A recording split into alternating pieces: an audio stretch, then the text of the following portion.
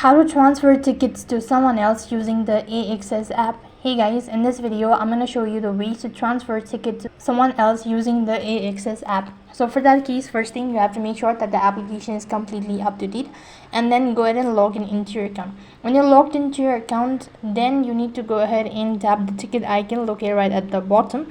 In my case, I'm unable to log in into my account, so I'm just gonna instruct you. When you press the ticket icon, then it's gonna take you to the interface where you have to go ahead and select the event you'd like to transfer ticket from. When you go ahead and press the transfer button, then you could go ahead and enter in the recipient's first name, last name, and email address, and then click on the continue button. Then you can go ahead and review the information and tap the transfer button in order to confirm the transaction. And that's basically how you can transfer ticket to someone else using the AXS app. That is all for this video. I hope the video was helpful. Make sure to like, share, and subscribe to our channel. Thank you for watching. See you in the next video.